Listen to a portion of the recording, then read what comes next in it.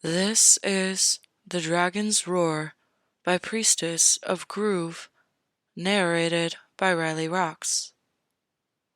Chapter 45, Daenerys 3. She had been awake for barely a day when Drogo ordered the Khalasar to move from Vaes Dothrak. She was transferred to a litter, and then 4 riders carried her to a wooden cart. There were blankets and cushions set up for her, and a canopy stretched across the back to protect her from the sun. Her anger at Drogo had ebbed, with her exhaustion and pain, but she felt it throb again like a beating heart at seeing the cart. As if to rub salt in the wound, Drogo had yet to see her. It was Ser Jorah Mormont who placed her into the carriage. Upon seeing her glare, Jorah said, "You are gravely injured, Khaleesi. It is only temporary." She didn't bother speaking to him.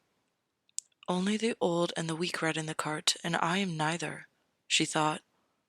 But as there was still shooting pain with every squeeze of her muscle, she knew she could not yet ride her silver mare. Ji was also forced to ride in the cart with her, so that someone would be there for her to command. Upon starting out, Dany continuously fell in and out of sleep, the real world mixing with the world in her dreams. Sometimes she heard the other dragon, Aemon, calling out to her, in a tone of increased urgency, but she could do little more than cry as her loss and loneliness engulfed her. Once she shot awake from a nightmare in the middle of the day. Ji whispered soothing words and stroked her hair in a calming gesture. Quite suddenly, her mare dipped down just outside the canvas and whickered at her. Dany gasped and moved to stroke her nose, flinching from the pain yet again as she slid over. She sighed as her hand ran over the soft skin of her muzzle and rested her face against that of her horse momentarily. Then, she peeked out from under the canvas. Ser Jorah was riding next to the wagon, holding the reins of her silver mare. When he saw her, he said, "I convinced Drogo to allow your horse to stay near you. Thought it might offer you comfort." "She does. Thank you, Ser Jorah," she said. Cooped up in the back of the cart, she held on to her horse as long as she could, but eventually her mare had to pull away. With little else to do but heel, Dany stewed in her thoughts and was repulsed by what she found there. Just thinking about her brother brought on such a powerful wave of anger that it threatened to scrape her insides raw. She pushed him away. After what he had done to her, he would never get another thought, and it was best to forget that he ever existed. But Drogo surprised her. Things had been rough initially, and she tried to forget about those early weeks. But she had found he had affection for her. There was no mistaking the softness of his eyes whenever they fell on her. And yet, he wouldn't visit her. When she asked Jorah about it, he said, "The call must appear strong, Khaleesi. He's trying to move on." But there was a guilt to the way Jorah said it. "You're hiding something," she replied. "The Khal would never confide in me, Khaleesi. I do not know why he's avoiding you, but you understand how it must look for him to appear ruled by a woman. You are his queen, but you are not to rule him," he replied. Her gaze darkened, and she sank back into her cart once more. Had his affection all been an act? No, it was genuine. But maybe it wasn't meant entirely for her. It had been there for the baby. She had been carrying his child, his future, his stallion to mount the world. But now that future had been ripped away from her, and he ignored her. Would he only look at her with affection once more when she had another child in her belly? It would be fitting, she thought sourly. He sees me as nothing but a mare, like all the Threki do, simply waiting to be mounted. She had a feeling her silver mare would eventually share the same fate, of being mounted to bear a foal, no doubt for their future child. She recoiled at the thought. Hadn't she heard enough of Viserys' rant about the importance of a male heir to understand that was all she was worth? Once Drogo started opening up to her, she thought he was different from what Viserys had suggested, and yet he appeared to have the same mindset as her brother regarding her worth. He did not want her commanding him. "I am a Targaryen. I was meant for more than just a broodmare," she thought to herself as she simmered in suffocating heat. "Khaleesi, I know you're tired of resting, but the sooner you rest, the faster you heal," Jiqui said to her. Her maid tried to smile at her, but her lips trembled with nerves, and her eyes were frightened. Who was she afraid of? Her or Drogo? "I have been instructed to massage you if you so desire. Being tensed only makes the pain linger. Would you like a massage, Khaleesi?" "Very well, then," she replied, doing her best to soften her expression, since Jiqui was not the target of her anger, unlike the Khalasars. She wished not to lay waste to everything, just certain things, like a dragon would. She sat up at the thought and shouted, "Ser Jorah." "Yes, Khaleesi." "Bring my dragon eggs to me." "Of course, Khaleesi." The Khalasar did not stop, save at the command of Drogo, but someone still dug out her eggs and delivered them to her within moments. The dragon eggs were cradled into her side once more, and she held them close. She lost one child, but these at least still remained. She had a hunch, an inkling, that they could be more. After all, what was the purpose in giving them to her? She doubted Illyrio Marpatis's words despite his kindness. After Ser Jorah mentioned that Illyrio never gave in kindness what he could not get in return, she wondered if perhaps there was more to these dragon eggs than she had suspected. It had been several days since they left Vaes Dothrak. When the Khalasar stopped at night, Dany was once more loaded onto a litter and transported into a tent apart from Drogo's. Any attempts to move on her own, even to make water, caused her maidens to fall all over themselves as if they thought she were made of glass. It was beginning to try Dany's patience. "I'm not an invalid," she wanted to shout at them, but tried to keep her temper in check for their sake. Dany for once woke to silence and stillness. Judging by the light of the day, the cart was usually moving by this time. "Jiqui, why aren't we moving?" "Another Khal. One of those outriders found another Khalasar.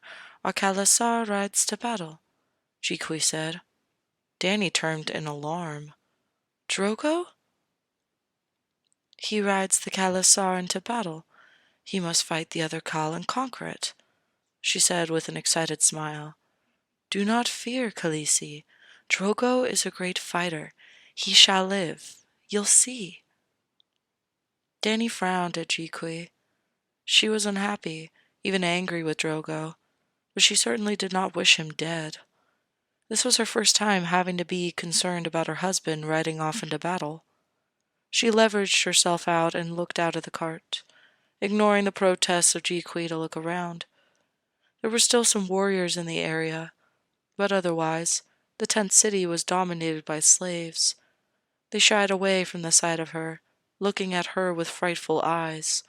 Before Vaes Dothrak, she had taken the extra effort to see the slaves treated kindly, and they had graced her with smiles for it. But now, they seemed to avoid her as if she were cursed. "Khaleesi," Ser Jorah ran up to her. "You're still too weak to be out of bed."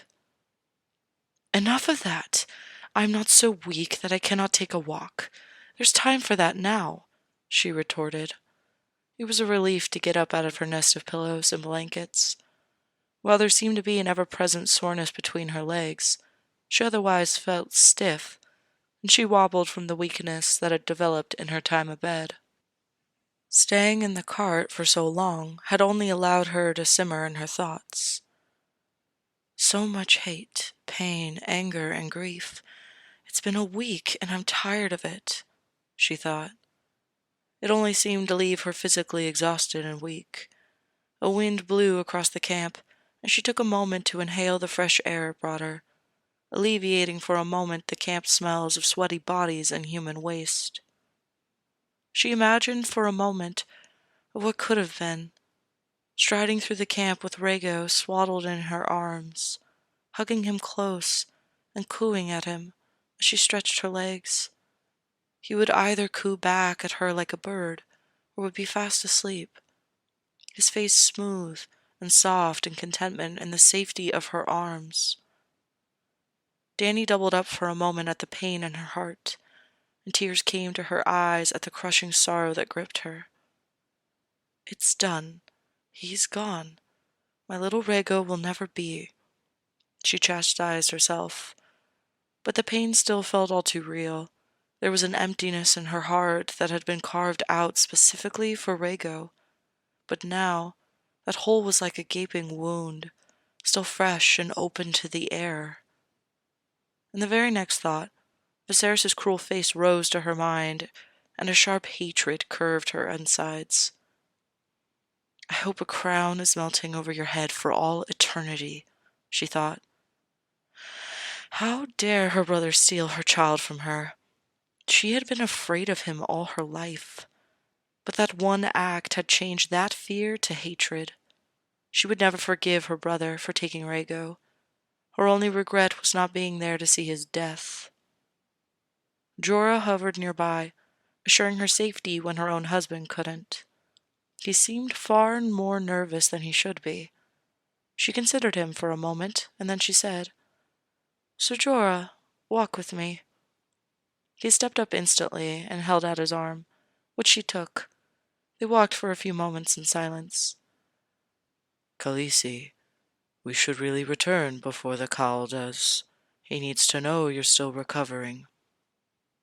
What do you mean, Sir Jorah? I am the Khaleesi. Taking a walk is not a crime. The Khal may think you're ready for other things, Khaleesi. If you can walk, you can... His voice trailed off, and he gave her a meaningful look. Danny turned to him in barely disguised alarm. Drogo would not hurt me, she said, though her sentence finished with a lilt, as though she wasn't quite sure. But he would, she thought, thinking back to those first weeks where he had taken her from behind, caring little for the anguish his nightly ministrations had caused her. She thought she had accepted her role as his wife, but it was becoming clearer to her that she had mistaken his affections for the baby as affection for her.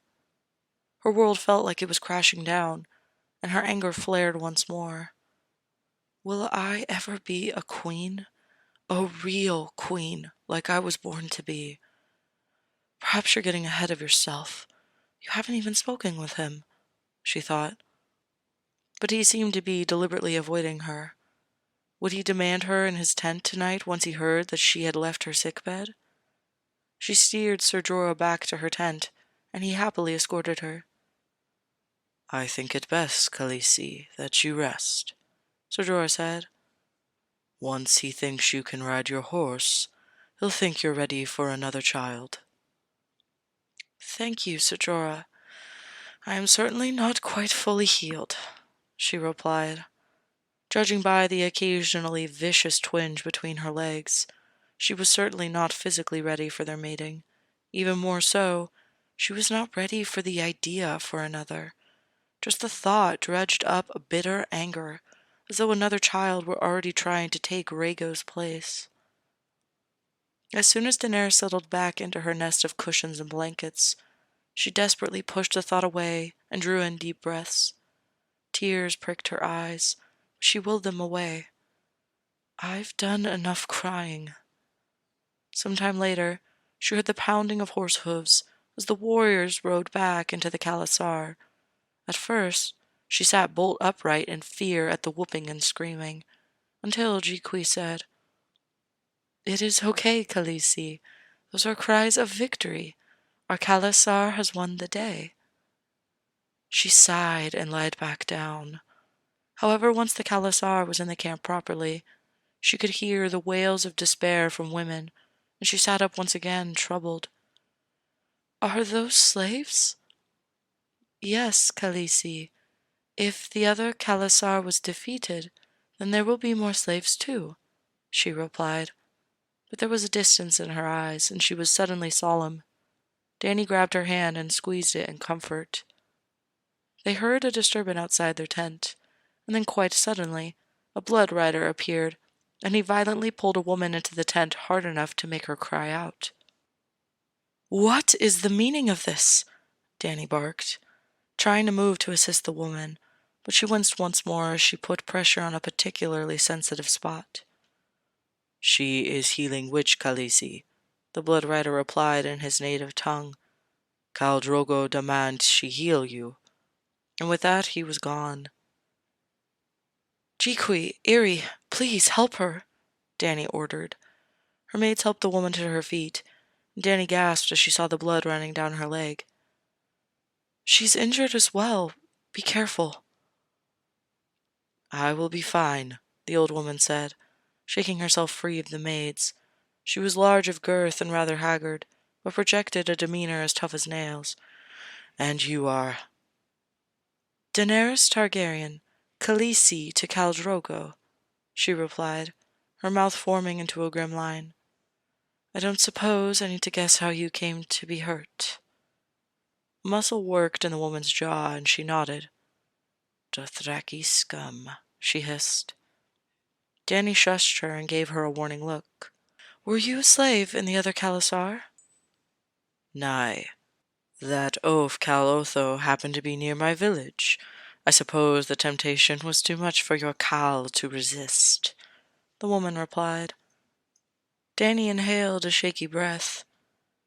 How many have suffered because the Khalasar creates death and destruction where it goes? How many died today that didn't need to?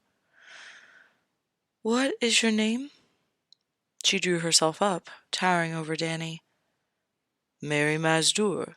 I am a Magi of the Lazarine." Dany tilted her head. "Hago called you a healing witch?" Mary Mazdur's lip curled, and she shook her head.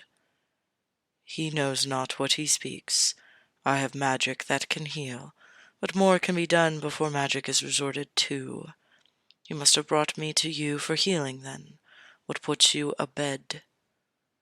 Dany opened her mouth and felt herself choke on words. The grief momentarily overwhelmed her, and she had to fight to regain her composure. "A stillbirth. It still hurts," she replied with a clenched jaw, struggling to keep her emotions in control. "I fear Drogo will think he can take me soon. I don't want that. Please." She thought she saw Mary Mazdur's face, and seemed to soften in the dim light under the canvas. But it disappeared as soon as Drogo pulled back the tent flap. Dany, startled, having been too focused on Miri, and peered into his face. In the tent, his eyes were too dark to read, and he appeared as emotionless as ever, as he took her in. He then pointed at Dany and spoke abruptly in the common tongue. "Heal her." "I will do what I can," Mary Mazdur said in a clipped tone. She gasped as he slapped her, and a trickle of blood fell out of the corner of her mouth. "Drogo, stop!" Dany cried out, leaping to her feet before she could think about it, and wincing at the shock that it brought her. When she looked up, she found him eyeing her sharply, and shivered as his eyes carefully studied her, like he was assessing the quality of a horse. His broodmare, she thought, her lips thinning with anger. "She has already agreed to heal me." He snorted and turned away, the tent flap falling behind him. She made a grab for him and missed. "Drogo, wait!" She followed him out of the tent, trying to move delicately, and he rounded on her. "Why are you doing this?" He took a step closer and bared his teeth in a silent growl. "Know your place," he replied. Dany cursed herself for recoiling against him, but then her eyes slid over his body, and she saw the blood dripping down his side in an open wound. "You're hurt." He spoke a soft curse in the Dothraki tongue. "Nothing. I am strong." "You're in need of healing," she said. "I am strong. The Khal of Khals. Heal." And with that, he stormed away. Dany was left staring hopelessly after him. She stiffly walked back to the tent and was helped back into bed. She felt the tears gathering in her eyes once more, but she willed them not to fall. "What's done is done. I am his wife, his Khaleesi, and I must please him," she told herself. But somewhere, deep inside, she yearned for more. She still remembered the tenderness on his face when he had presented her with the gift of the silver mare.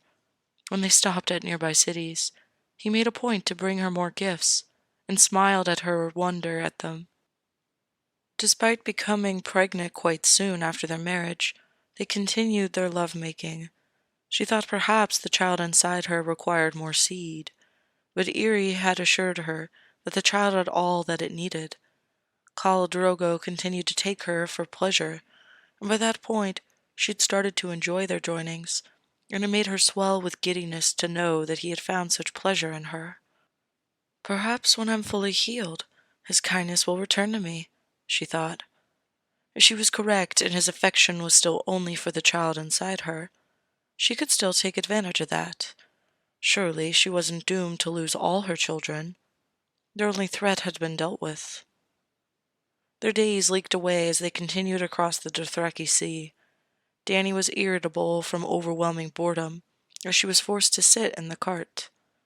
A few days prior, she had attempted to ride the silver mare, but the instant she put pressure between her legs, she cried out in pain.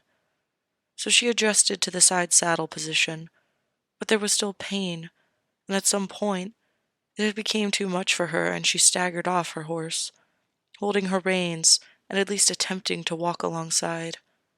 Drogo would have none of it, and forced her back into the cart, having one of his blood riders haul her back like an errant child. The notion incensed her. The rift she had sensed growing between them only seemed to be pulling further apart. He still refused to see her. Well, she would not go crawling to him. She was a dragon, and they bowed to no one. She turned some of her empty hours into studying the dragon eggs. Riding in the back of the cart, she made the effort to sit near the edge so that the eggs could properly catch the light of the sun. They had otherwise been hidden away in a trunk since her wedding. The scales of each egg glistened, catching the light 100 times. For the black one, the red swirls seemed to gain a life of their own, and the gold on the cream-colored one glittered as if it were real gold. Was it her imagination, or did she see a shadow move inside? She held the egg up closer to her eyes, but it remained cold and dead. With a disappointed sigh, she set it back down. Quite suddenly, her cart stopped moving, and she frowned, glancing up at the sun. It was still high in the sky, and they usually only stopped about 2 hours before the sunset. "Khaleesi!" She glanced around to see Ser Jorah galloping from the front of the column. "Khaleesi, it's Khal Drogo."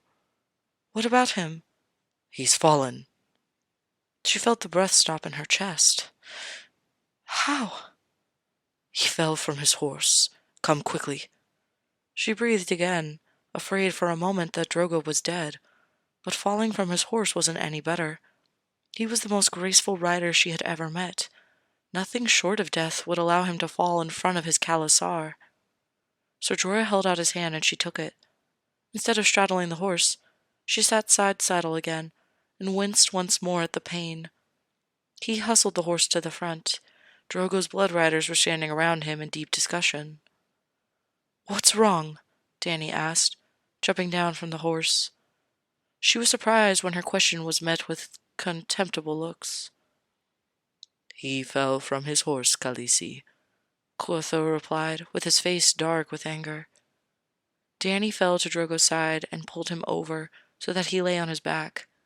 His eyes were shut in dream, but there was no mistaking the red lines that ran under the skin by the angry wound in his shoulder.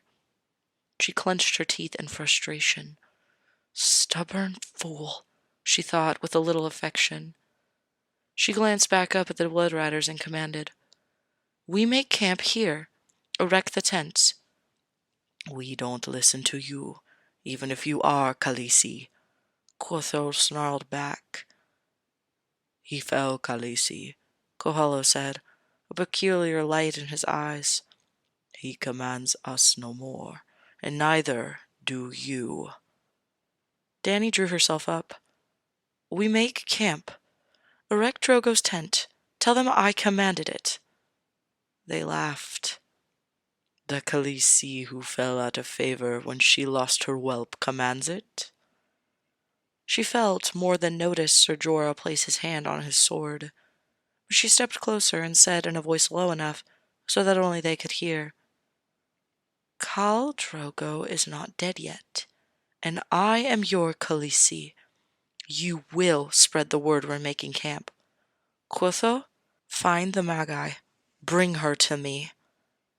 Once they broke, Dany returned to her spot over Drogo, whispering soothing words to him, though he pawed meekly at the air as though fighting against some imaginary foe.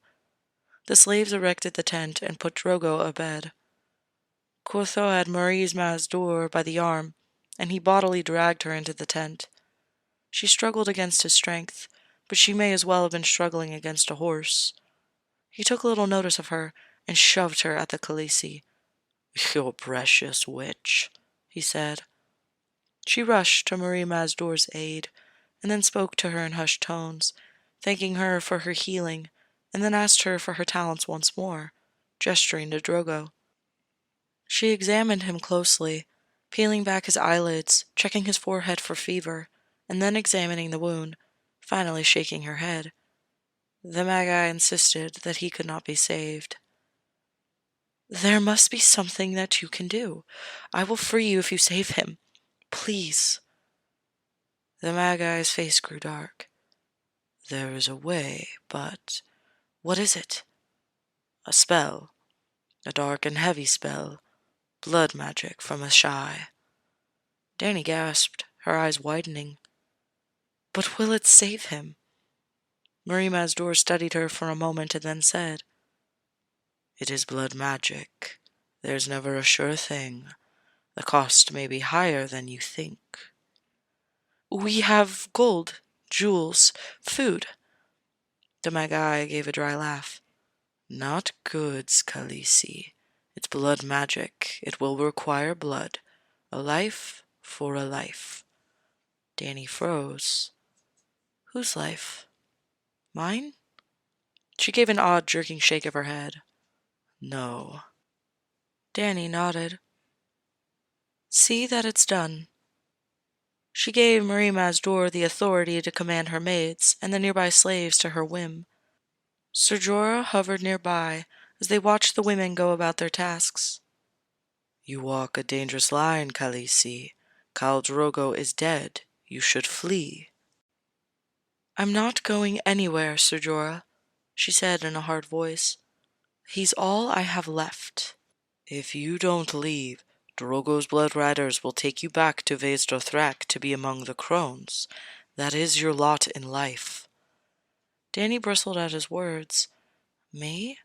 A crone in Vaes Dothrak? She thought back to those women, many of them old and bent, their eyes cold and calculating. But they were stuck in the middle of the Dothraki Sea, prisoners in that dusty old city. All her life, she had only known prison, but marrying Drogo had, in a sense, freed her, and she now lusted for more. Jorah seemed to be following the direction of her thoughts and said, "That is why you must leave. You're not alone. There is the other dragon." "Do you honestly believe he'll welcome me with open arms?" A small part of Dany hoped that she could count on that. Or was he just another Viserys? She wasn't ready to take her chance on the generosity of someone she didn't know. Whatever her relationship with Drogo was, this life was familiar, knowable. She had to save him. It is a grave sin to murder kin, and he was raised a Stark. He should act just like a Stark. Lord Stark was a friend to the usurper, who murdered my brother and took the throne. And that self-same Lord Stark turned on Robert Baratheon, and helped the rightful king unseat him. You have a place to go, Khaleesi. You were meant for more than just to be another crone in Vaes Dothrak, but we have to leave now. No, the Magi has already agreed to save Drogo's life. I must believe, she said. Thank you for your advice, Ser Jorah. I suggest you go fetch your armor. Khaleesi, he intoned quietly and bowed, stepping back from her.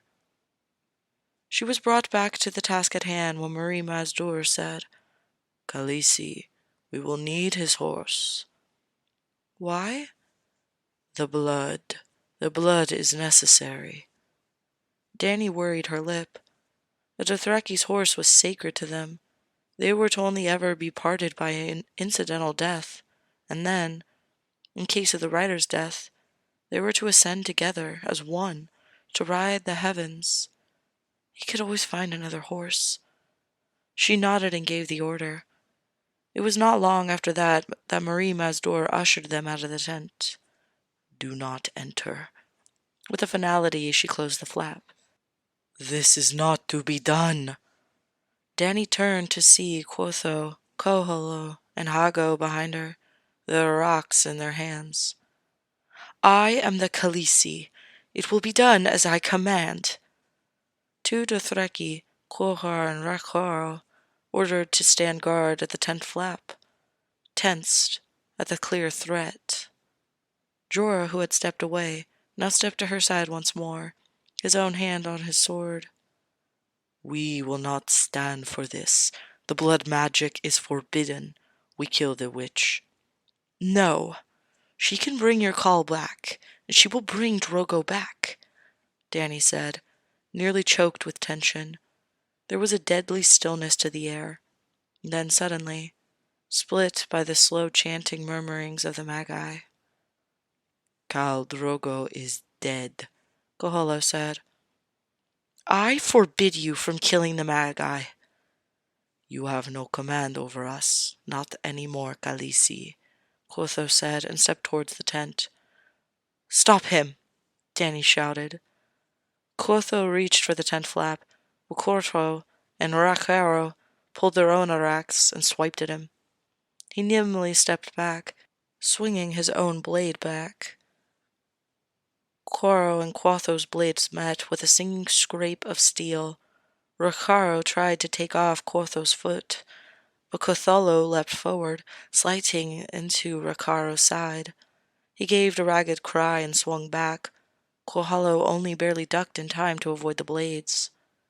Daenerys stared at the fight in mounting horror.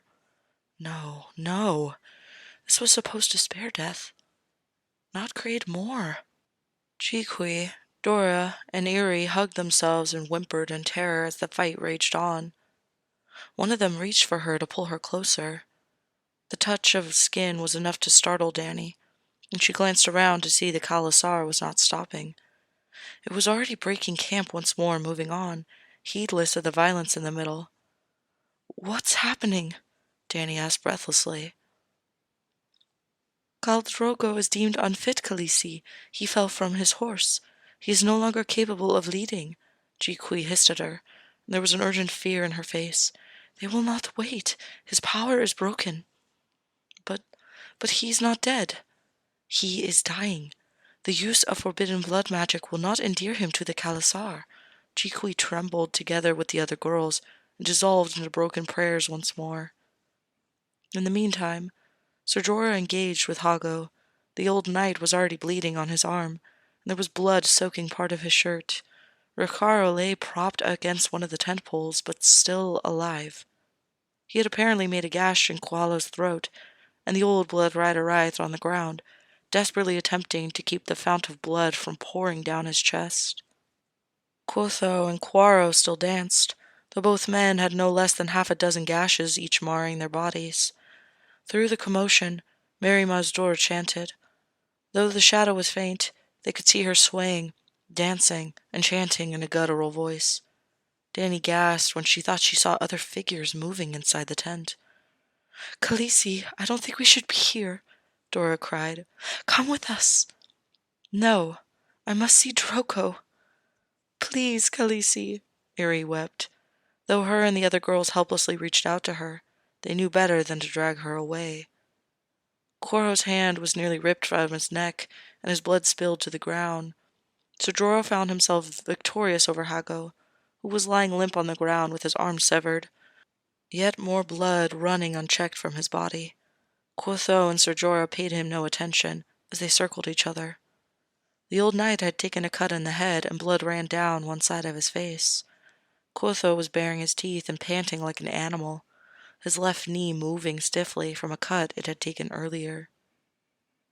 Daenerys' heart was in her throat, torn between glancing at the monstrous shadows she saw racing up the sides of the tent, and Ser Jorah, defending her as she had commanded.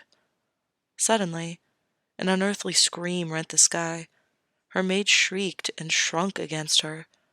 A shiver ran through her body, and she thought her hair stood on terror. She made the effort to control her voice.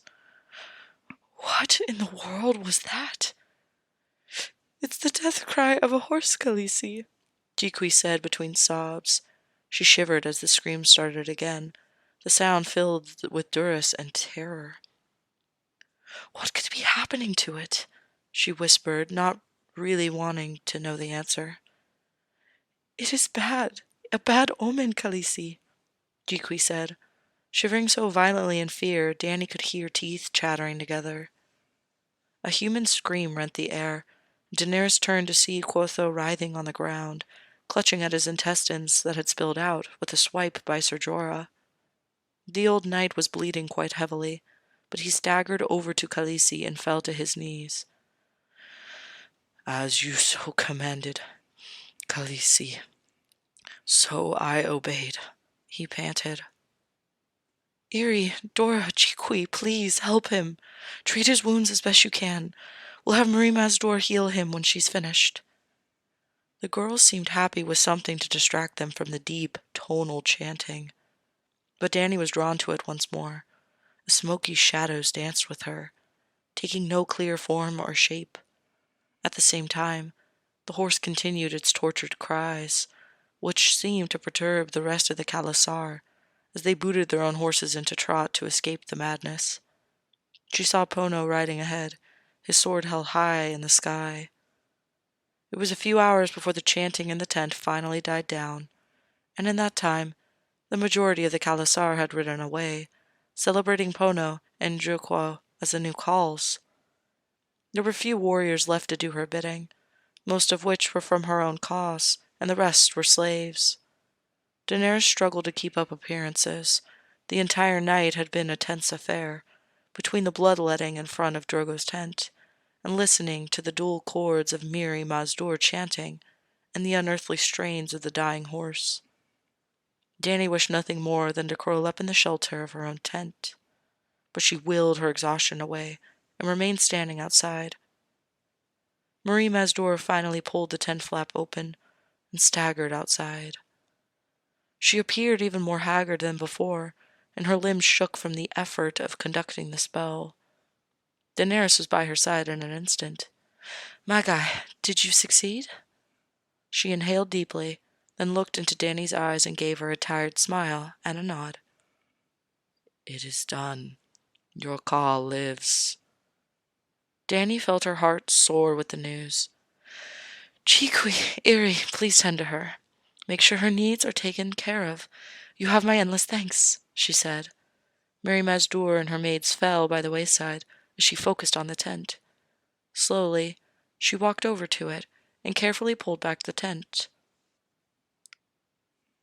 Khal Drogo lay on his back, his eyes staring into the canvas above. "Drogo? My sun and stars?" She dropped by his side and examined the wound. It was now a faint scar, as though it had healed over years ago. She smiled in satisfaction and peered into his face, planting a kiss on his cheek. He didn't even twitch. Slowly, Her smile faded away, and she shook his shoulder. "Drogo, are you awake? Please answer me." He only stared into the canvas, unmoving. She peered deeper into his face. His eyes lacked a certain light. They simply stared at nothing, like how she imagined a corpse looked.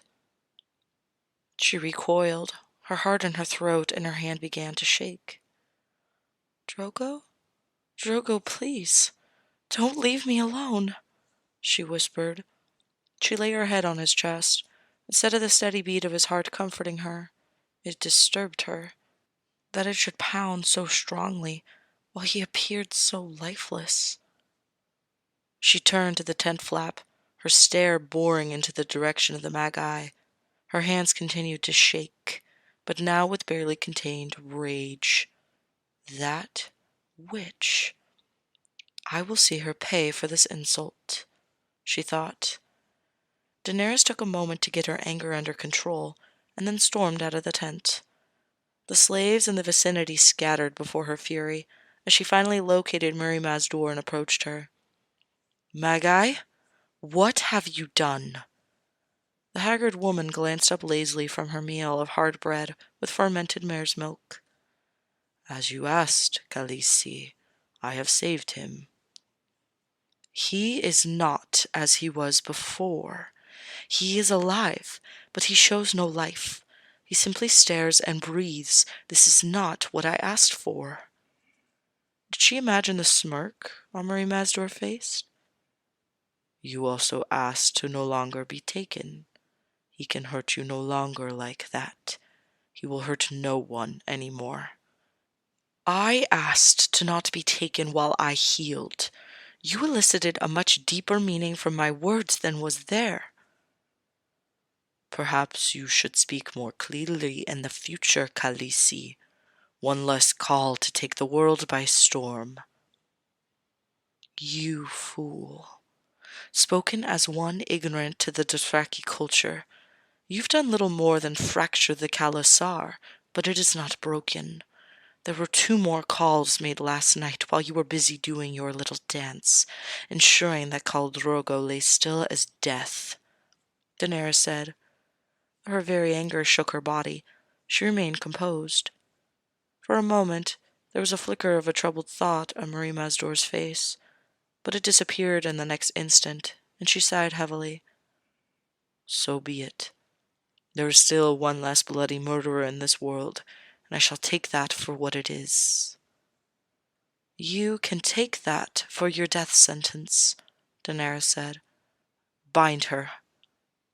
She felt no small amount of relief as her Khas moved to obey her. After so much mutiny from people she had originally trusted, it was a heady feeling to be heeded once more. I must not falter. I must not waver. The people left are depending upon me. Yet the instant she thought it, she nearly had a misstep. As her new worries began to surface, she steered herself back to the tent where Drogo lay. The first thing she noticed was his beautiful black hair, near wild and free from its ornate braid. It had come partially undone in his fall from his horse and the movement to the tent. She gingerly touched it, having never been so free before. It was coarse, but fine. Not at all as soft as she had imagined. She glanced briefly at his face, but it remained as unmoved as the first time she found him. Carefully, she began to braid. It was a servant's job, but it served as a suitable distraction as she carefully worked with it.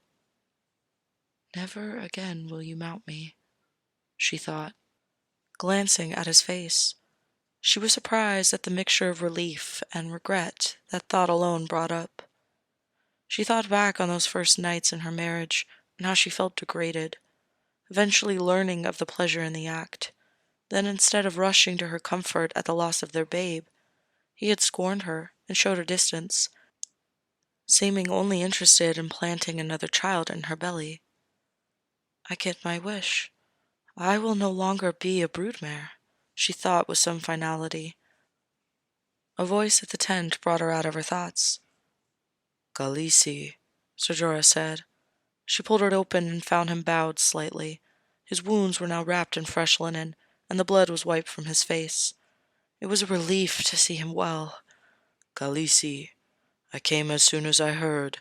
The Magi went back on her word?" "Yes, she did, and for that she will pay with her life." He opened his mouth to speak, but hesitated. "What is it you wish to say?" "It's your mare," he said. "She was found dead." Danny stiffened. "The others would dare kill my mare?" "It was not them. She was mutilated. Half of her was covered with black scales, and her skin was around her like it had sawed off." She gasped and her anger returned. "That vile Magi cost me a great deal. I will make her suffer. I swear it." "I am sorry, Khaleesi. What are we to do now?" She sighed. "Allow me to give it some thought." "Forgive me, Khaleesi, but we are in the middle of the desert, with little in the way of supplies. We don't have the luxury to wait." "I am your queen now, am I not?" "Yes, Khaleesi, you are still my queen." "I made one decision in haste, and it cost me everything else I had. Give me the time to think this one through. I will not lead us astray this time. Now, have the dragon eggs brought to me." She replied in a cold voice, "As you command, Khaleesi."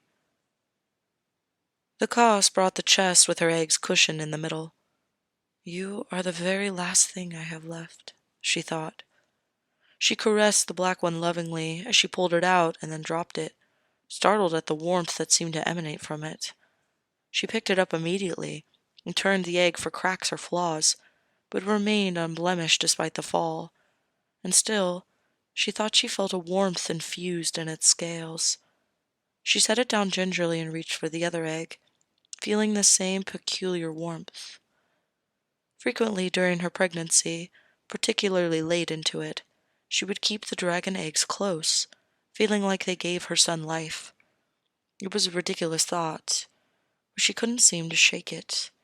She also thought it might familiarize them with his dragon heritage at the same time. Now, again, she turned to the eggs and nestled them each in the spot between Drogo's chest and his arms. Perhaps with this newfound warmth, they might somehow fetch Drogo from the dark confines he was imprisoned in, for she knew his soul had yet to find release. The Dothraki felt only a pyre could free their souls from their physical body, so that they may ride the heavens. Ser Jorah's questions brought home a sense of urgency. They couldn't stay here for long lest they perish in this wasteland, and she had no intention of simply fading away. She thought back to the other dragon who awaited across the sea. If her dreams were correct, he was just as eager to have her back where she truly belonged as she was to be there. It was a direction at least, and in this time of uncertainty, she would be a fool not to take it. She turned to look at Drogo one more time. "You have one day to return to me, my sun and stars, and then we have to move on. I have to move on." Drogo had not changed by the next morning. She revisited Miri Mazdur again, despite being chained by her hands and feet, still stared up at Daenerys with amazement. "You can change this. I demand you change Drogo back to what he was." Miri Mazdur chuckled. "I can no more change this than I can keep the sun from rising in the morning. Not that I'd ever do that. The world will be better off with one less Khal." "Then you shall die by those words," Dany reiterated, and left her once more to tend to Drogo. He remained just as he was, staring blankly at the ceiling of the canvas tent. The dragon eggs also remained unchanged and inert at his side. "I tried what I could, Drogo," she said to him. "I see now that you must be free. Forgive me." She pulled out one of the many decorative pillows and held it over his face. He did not struggle, and she felt her heart ache. She thought perhaps trying to take his life would be once more bringing his fighting spirit to the fore, but he remained unmoved by his own impending doom. She's not sure how long she held that pillow over, but when she finally removed it, she could no longer see the steady beat of his pulse in his neck. And when she bent down to give him one last kiss, a pair of tears fluttered out from her eyes to splash his face. And then she wiped her eyes dry. I have cried enough for the both of us. Now I must be the Call, the queen I was born to be. She stood once more and stepped out of the tent. Come to me, hear me. Slowly the remaining slaves, her maidens, the last of her Kos, and Ser Jorah gravitated towards her. Drogo has passed, but I am still your Khaleesi. I will take his place as Khal, she declared. Khaleesi cannot be Khal, Rokharo replied. She ignored him. Rokharo, Jakar, Ago, I raise you to be my blood riders, my Kos. This cannot be. We will be no blood rider to you, Ago shouted back, the other two nodding with him. Again, she ignored him. Drogo needs to be sent. Build a pyre with what little wood we have left. Mari Mazdur, the Magi, the one who killed your Khal, shall be tied to it. Only death can pay for life. You have until sundown. Her new Kos stomped away, cursing, but she paid them little heed. Daenerys saw the construction of the pyre. Her maids pleaded with her at times to get her to return to her tent, but she refused. Finally, when Drogo was placed atop the pyre, Dany scooped up the eggs and placed them at his side once more. A mere fire cannot kill me. You will not hear me scream, the Magi said. I will have your scream, and the fire will have your life. The Magi continued to speak at her, but Daenerys merely turned back to the assembled crowd without listening. Ser Jorah swallowed anxiously as she approached them, and then fell onto one knee and begged, Khaleesi, please, I know not what you have planned, but I will not stand by and allow you to throw yourself onto Drogo's pyre. You are worth more than that. She placed a hand on his cheek and smiled at him. I do not intend to die, Ser Jorah. I am a dragon, after all. Not even the best dragons were fireproof. Trust me, she said, and placed a gentle kiss on his cheek. Then she turned to see the sun had finally set on the horizon. She gazed up at the stars, and then her breath caught, as it fell upon the red light of a comet against the sky. That wasn't there before. It's time. Light the pyre. Oil had been drizzled across the pyre, and it blazed into a light at the touch of a flame. Mari Mazdur had began chanting as the flames crept towards her. Once her clothes started smoldering, her chanting cut off into a wail. Dany stepped forward, drawn to it like a moth. She winced at the heat that roared into her face, but when she felt accustomed to it, she stepped forward once more. She hadn't even reached the flames before her top burst into flames, and she shrugged it off. I am the dragon. I will live as the dragon.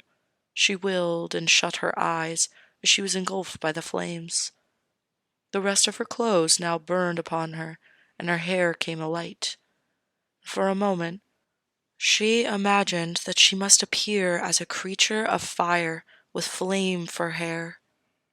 She inhaled and choked on the smoke as it burned her throat, but then inhaled again. Dragons breathe the flame and do not choke on it. So will I. Suddenly, a great cracking sound rent the night, and a shower of sparks flew as one of the eggshells burst.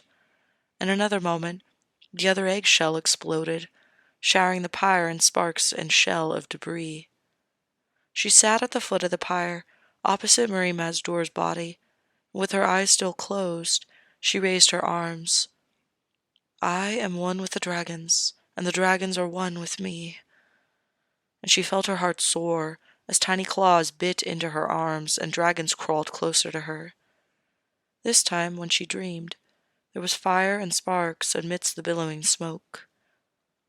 She could see Rhaegar once more, with Rhaego cradled in his arms. His voice was an excited whisper as he said, "A true dragon. There has not been a true dragon in 300 years. You are the fire." Once more, the shadowy figure of the other dragon walked towards her, parting the smoke in his wake. "Daenerys, it is time." He held out his hand to her. She hesitated at first, then reached for it, and he dissolved into smoke once more. She awoke with a start and glanced around her in confusion. The remains of the pyre continued to smoke around her, but there was otherwise no evidence left of Drogo or Maurice Mazdur. A tiny clawed wing dug into her arm, and she looked over to see a black dragon peering up at her, cocking its head as it seemed to evaluate her. A biting pain at her breast caused her to look down and find the cream and gold dragon suckling, like the baby that should have been there. "You are my babies now," she whispered. Slowly, she stood up from the rumble. The people around her stopped what they were doing and gasped as she stepped forward, stiff but unharmed. The slaves fell to their hands and knees before her. Her blood riders and Sir Jorah Mormont knelt as well. She drew herself up, unashamed of her nakedness. The gold and cream dragon turned from the leaking breast to hiss at the people around her. But the black dragon perched on her shoulder and raised an unearthly cry that had last been heard 150 years ago. And high above her, the red comet shone.